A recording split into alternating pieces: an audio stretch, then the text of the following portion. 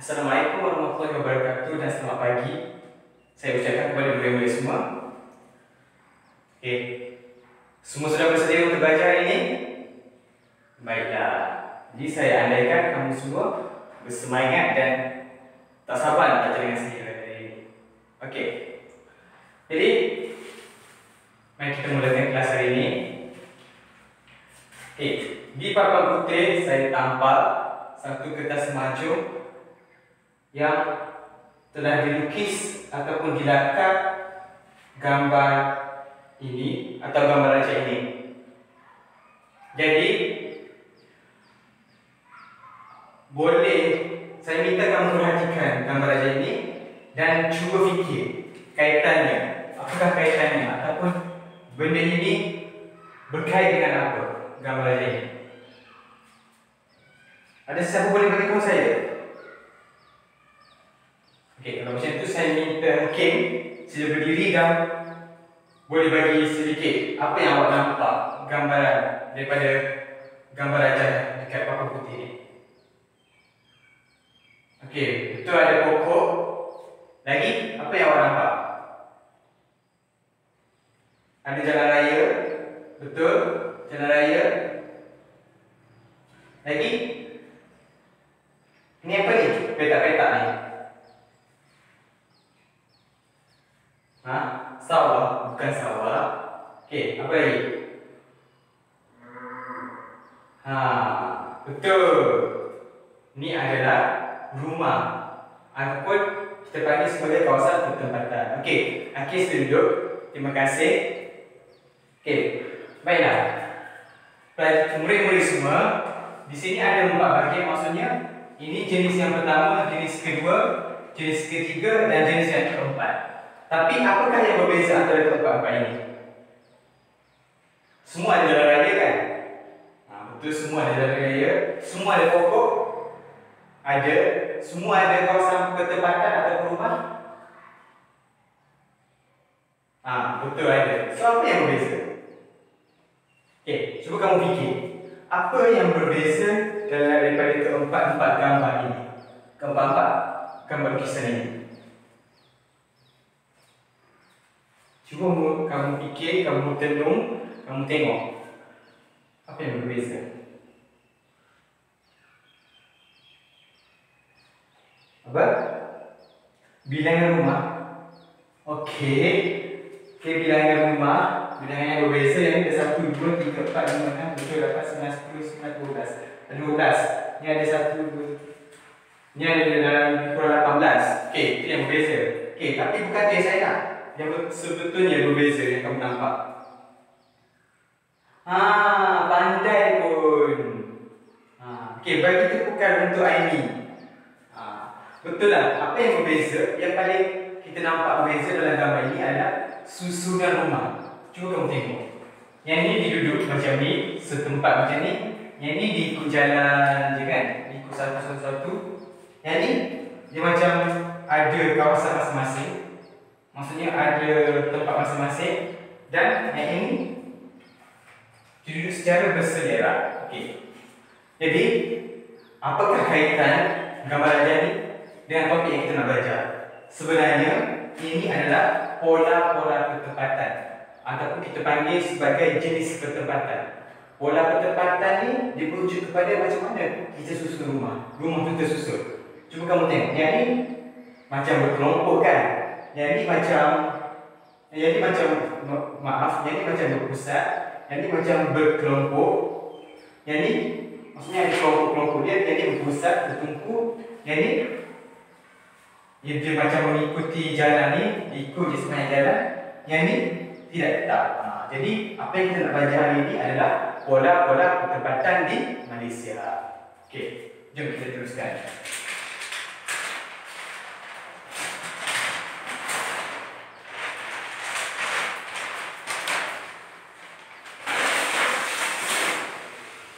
Baiklah, sebelum tu semua cikgu nak murid-murid bagi perhatian kat sini. Tengok sini. Objektif pembelajaran kita hari ini adalah pada akhir pembelajaran murid dapat membina model pola pertempatan di Malaysia menggunakan bahan rancangan.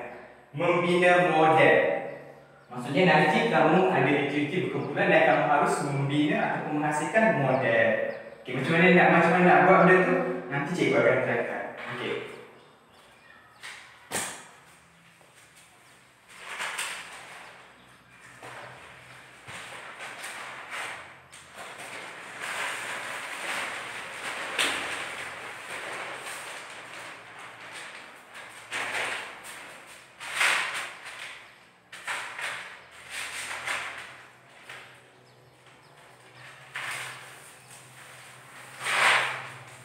Baiklah, sebelum tu kita akan lihat dulu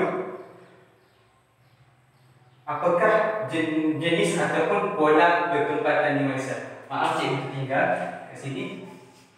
Pola.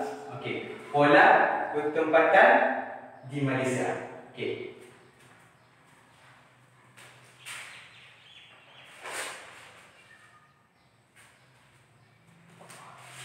Baiklah. Pola pertempatan di Malaysia ada 4. Okey, cikgu ulang, ada 4. Aiman, sila ulang balik. Berapakah kita ada pola pertempatan di Malaysia? Ada 4. Okey, kita akan lihat satu persatu. Gambar yang cikgu tunjuk tadi itu adalah 4 pola, tapi cikgu tak bagi tahu lagi kan nama-nama dia.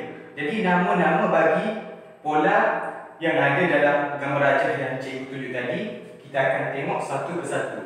Okey, baiklah, dengar dengan teliti penerangan cikgu.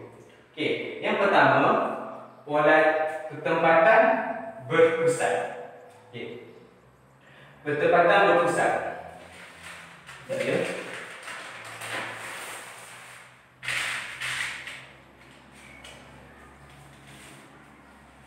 Okey, yang pertama, pertempatan berpusat. Okey, pertempatan berpusat, bangunan atau rumah berkedudukan rapat. Okey, kedudukannya biasanya terdapat di persimpangan jalan raya ataupun kawasan perumahan. Sebagai contoh, Bandar Tun Razak. Okey, lihat sekali lagi. Bangunan atau rumah berkedudukan rapat. Okey, macam mana? Macam gambar saya tunjuk tadi, macam ni. Pusat. Okey. Okey. Bangunan atau rumah berkedudukan rapat biasanya terdapat di persimpangan jalan. Okay. Yang ini adalah contoh bagi pertempatan berpusat. Contoh-contohnya contoh seperti Bandar Tun Razak dan sebagainya. Jadi kalau kita tengok dalam gambar sini, kawasan ini menjadi tumpuan persimpangan jalan. Sebab apa? Tengok ada rumah yang berada tertumpu di persimpangan jalan ini. Kamu pernah tengok kan macam kawasan persimpangan ada banyak rumah. Okey. Boleh? Boleh faham? Bagus. Yang kedua pula adalah, okey, sebelum tu maaf cikgu, ada lagi. Terdapat kemudahan seperti pusat perniagaan, pelabuhan, rumah ibadat dan sekolah. Dekat kawasan pertempatan berpusat tadi, dia ada kemudahan disediakan. Banyaklah. Sebab tu dia macam menjadi tumpuan. Ada jalan, ada kawasan perniagaan, pusat pelabuhan, rumah ibadat, sekolah dan sebagainya. Okey, kita masuk pada pertempatan yang kedua. Pertempatan yang kedua adalah pertempatan berkelompok. Okey. Apakah uraian dia? Pertama, susunan rumah atau bangunan berkelompok ataupun terancang di suatu kawasan. Okey, macam ni.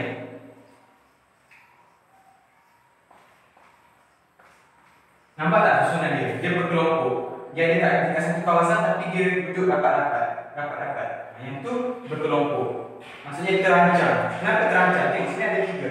1, 2, 3, 1, 2, 3. 1, 2, 3, 1, 2, 3. Dia tersusun. Coraknya adalah cantik. Okey. Yang kedua, yang uraian dia lagi tertumpu di kawasan pertanian.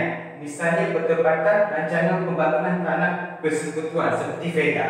Kamu semua dah tahu kan apa maksud FEDA? Cikgu dah terangkan dalam pembelajaran yang lepas, iaitu FEDA ni kawasan yang dibuka oleh kerajaan untuk aktiviti pertanian.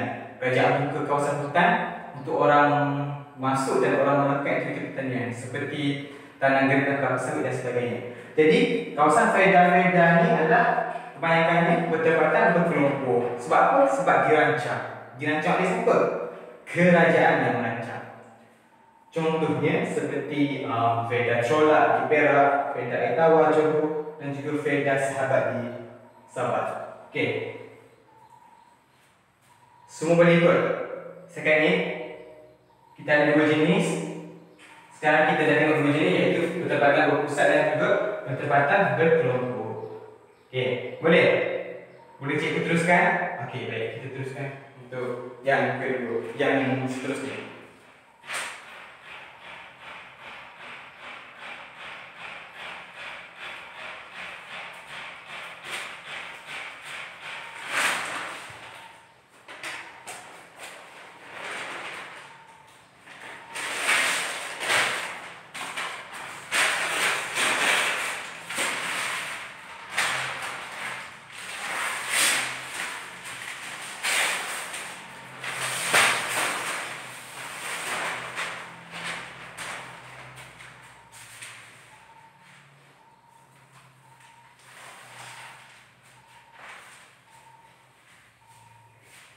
Okey, baiklah. Kita teruskan dengan pola pertempatan yang ketiga, iaitu pertempatan berjajar. Okey. Apakah itu pertempatan berjajar? Kita tengok. Rumah atau bangunan dibina sepanjang jalan raya atau tepi pantai.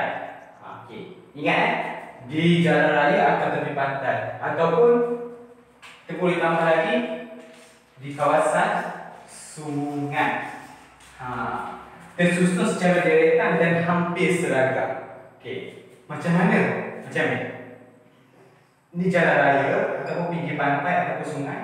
Rumah dia macam ni tersusun. Perhatikan sebab nanti kamu semua kena bina model ni, model pertempatan. Okey.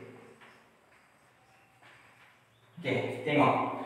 Seragam kan? 1, 2, 3, 4, 1, 2, 3, 4. Dia tersusun. Ingat tengok sini. Ayatnya tersusun secara deretan dan hampir seragam. Yang ini berderet. Berderet mengikuti jalan raya ataupun sungai ataupun tepi pantai. Di jalan raya. Okey, boleh? Fahamkan tak beza kan? Okey. Biasanya terdapat di pinggir laut dan di sepanjang sungai. Sebab apa di pinggir laut?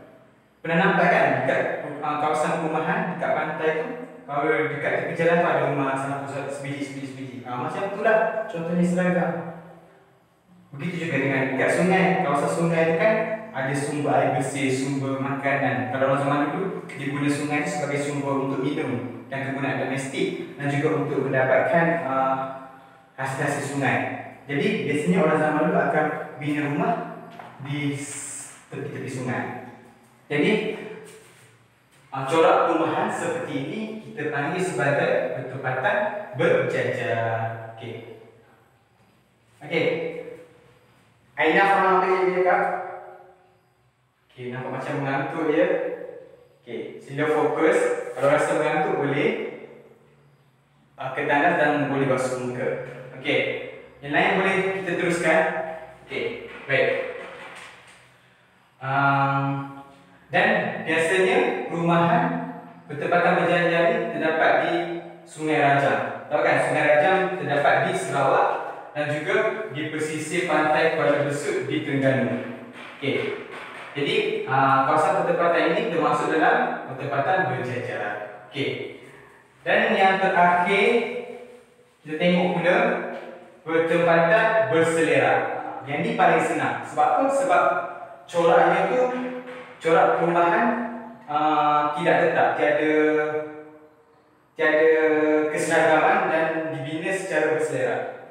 Bangunan atau rumah dibina berjauhan dan berselera. Macam mana? Macam ni.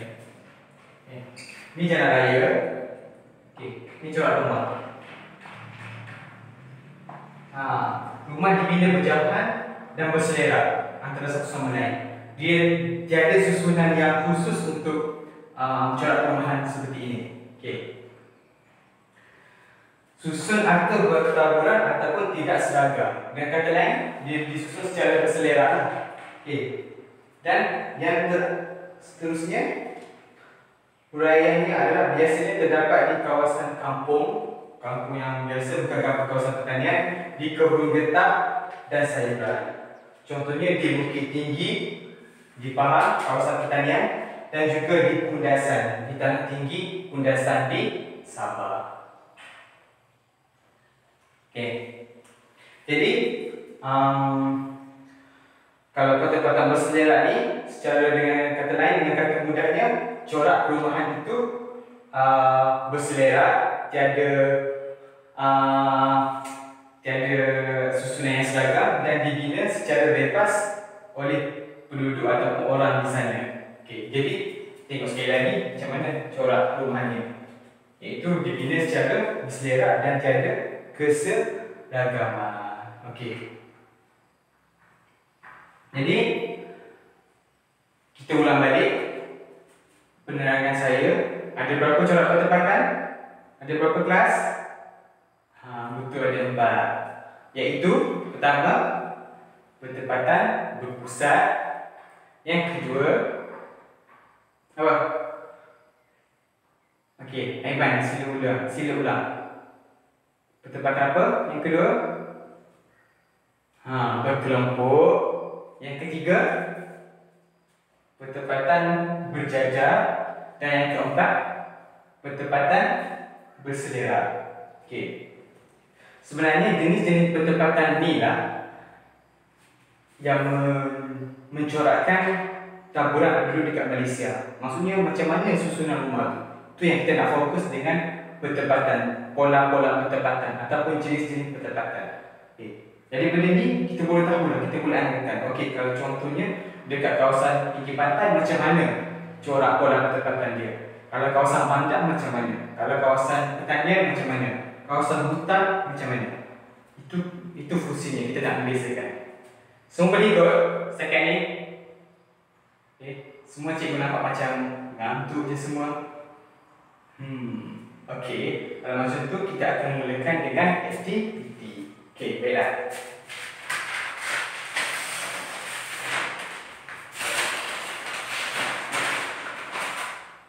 Okey. Kita akan mulakan dengan aktiviti. Sekarang cikgu akan membahagikan kamu semua ni ke dalam 4 kumpulan. Okey. Dalam dalam batu ni ada gegelan kunci ataupun keychain. Jadi ada 4 warna berbeza, iaitu kuning, hijau, merah dan juga biru. Jadi setiap pelajar perlu datang ke hadapan dan ambil benda ni. Seorang perlu ambil satu saja. Dalam kiraan 5 saja, semua ke depan. 5, 4, 3, 2, 1. Okey, ambil seorang satu. Okey, baiklah. Semua dah dapat keychain ni. Okey. Ada yang dapat warna yang sama? Ada. Dan juga ada yang dapat warna yang berbeza. Okey. Sekarang dalam kiraan 5 juga, cikgu nak kamu bahagikan kumpulan masing-masing mengikut warna ni, warna keychain yang diperolehi. Sini kumpulan biru, merah, kuning dan hijau. Saya ulang. Biru, merah, kuning dan juga hijau. Biru, merah, kuning, hijau. Dalam kiraan 5 juga duduk dalam kumpulan masing-masing. 5, 4, 3, 2, 1. Okey, baiklah. Okey, seterusnya cikgu nak wakil, hantar seorang setiap kumpulan hantar wakil ke hadapan untuk mengambil gulungan kertas di dalam bangku ini, iaitu cikgu dah letakkan gulungan kertas yang mana terkandung arahan ataupun tips untuk kamu buat aktiviti kumpulan. Okey, sekarang hantar wakil ke hadapan. Okey, ambil satu saja. Okey. Jadi semua kumpulan dah dapat kan satu gulungan kertas yang kamu ambil daripada bangku ni. Dapat tak? Okey, dapat. Okey. Sekarang buka. Okey, sekarang buka gulungan kertas tu. Dekat situ cikgu dah tulis dalam gulungan kertas tadi corak-corak bertepatan mengikut kumpulan. Okey. Kumpulan merah, biru dapat bertepatan apa? Okey, berpusat. Kumpulan merah berkelompok. Kumpulan kuning berjajar. Kumpulan hijau berselera. Okey, jadi masing-masing ada bertepatan masing-masing kan? Okey, betul. Okey, sekarang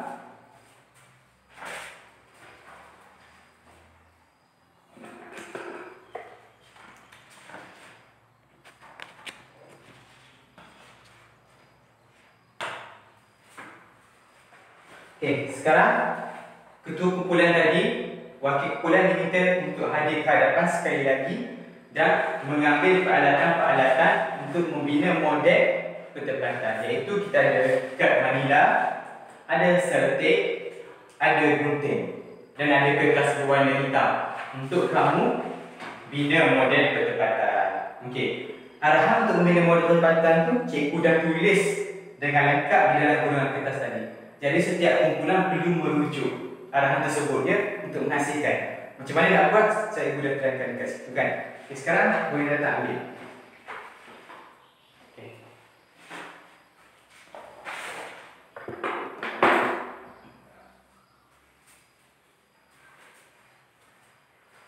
Baiklah. Jadi sekarang buat kerja dalam kumpulan masing-masing, cikgu berikan masa 8 minit saja. 5 ke 8 minit untuk kamu siapkan. Waktu bermula daripada sekarang. Semua mesti bekerjasama dalam kumpulan. Okey.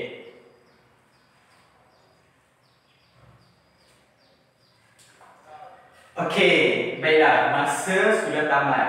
Berhenti menyiapkan model pola bertepatan masing-masing. Okey. Saya ulang, masa telah tamat dan sekarang berhenti menyiapkan model pola bertepatan masing-masing.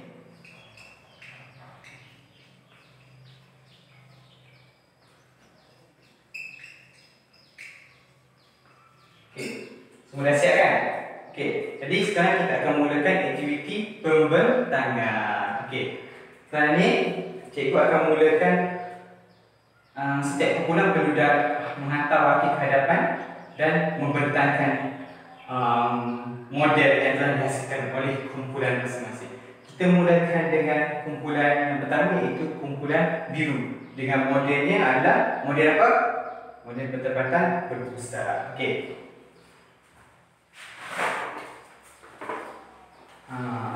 Okey. Inilah modelnya. Okey. Semua boleh nampak model ni? Okey. Okey, sekarang kamu boleh bentangkan kepada rakan-rakan apa yang kamu hasilkan. Okey, baiklah. Kita ucapkan terima kasih kepada pembentang dan saya akan berikan sedikit komen. Okey. Jadi ini adalah hasil yang didapatkan oleh kumpulan yang pertama, iaitu kumpulan biru tadi, yang menghasilkan bertepatan berpusat. So kita akan nampak. Kita nampak betul kan apa yang saya uraikan tadi? Di sini ada jalan raya, persimpangan dan bertepatannya adalah berpusat di kawasan persimpangan jalan. Okey, semua murid-murid ikut? Semua faham? Semua nampak ni?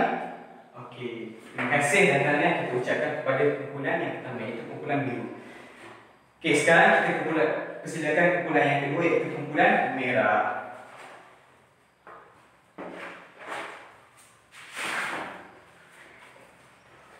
Okey, ini adalah hasil kerja bagi kumpulan merah, iaitu model bertepatan yang dihasilkan oleh kumpulan merah, iaitu bertepatan berkelompok. Okey, kumpulan merah. Okey, kamu boleh explain sikit, kamu boleh terangkan sikit apakah yang kamu buat dan hasilnya, apakah macam mana penerangan. Yang lain sila dengar ya, kawan kamu sedang membentang. Okey, terima kasih kita ucapkan kepada pembentang. Okey, jom kita tengok. Kita komen model ini. Jadi model ini sebenarnya adalah betul. Sebab apa? Bertepatan ini adalah bertepatan berkelompok. So kita nampak ada kelompok. Kan nampak kan ada kelompok. Betul, nampak ada kelompok perumahan. Okey, jadi saya ucapkan tahniah juga kepada kumpulan ini. Dan Khususnya kita akan persilakan kumpulan yang ketiga, iaitu kumpulan kuning. Okey.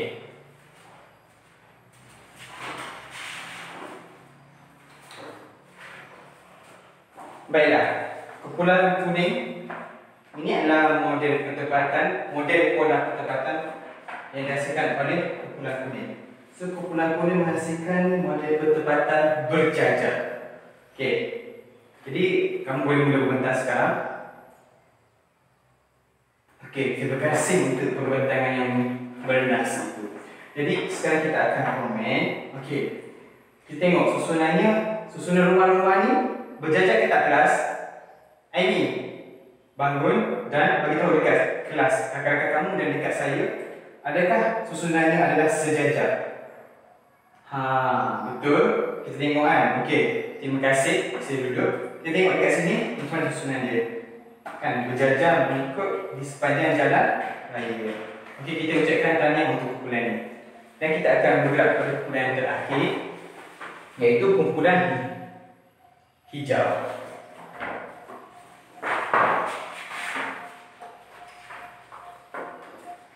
Okey, baiklah. Ini adalah hasil yang dilakukan oleh kumpulan hijau, iaitu menghasilkan model pertempatan berselera.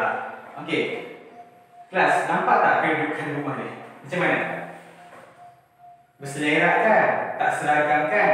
Jadi kumpulan ni membuat model pola pertempatan secara berselera. Okey. Juga saya ucapkan syabas kepada kumpulan ini kerana telah mengikut arahan yang telah diberikan. Okey, terima kasih. Bagi tepukan untuk kamu semua.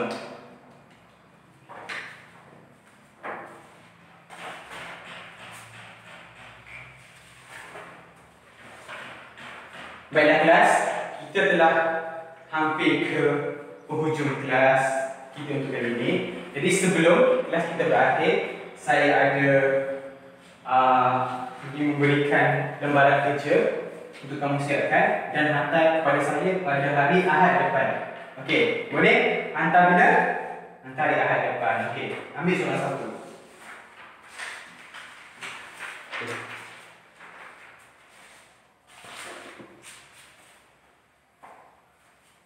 Okey,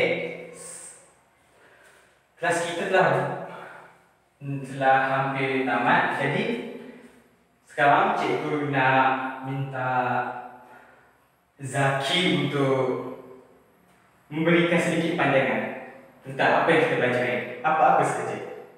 Okey, sila berdiri. Yang lain saya dengar ya. Oh, okey. Terima kasih. Okey, terima kasih. Sila duduk. Okey kelas, dengar tak apa yang Zaki cakap tadi? Zaki cakap dia gembira hari ini sebab dia belajar macam mana untuk membuat model pola pertempatan. Maksudnya Zaki beritahu tadi dia seronok sebab dia boleh membina sesuatu ataupun menghasilkan sesuatu aktiviti yang menarik katanya. Saya tak tahu lah menarik ke tak. Yang lain menarik ke tak aktiviti tadi? Menarik. Nak saya buat lagi lain kali? Okey, nanti saya buat lagi ya. Dengan syarat kamu semua kena bagi kerja sama. Okey. Jadi, baiklah. So, saya harapkan objektif pembelajaran tadi telah tercapai, iaitu kamu perlu membina model tadi kan? Semua siap buat model tadi kan? Okey, semua faham? Faham. Okey. Baiklah. Jadi, saya harap kamu faham. Bukan sekadar kamu membina model, tapi kamu faham apakah maksud yang saya ingin sampaikan di sebalik saya suruh kamu membina model tersebut. Okey. Jadi, tolong siapkan kerja yang saya bagi tadi, hantar pada minggu hadapan, dan juga tolong tengok topik pembelajaran yang akan kita belajar pada minggu hadapan, iaitu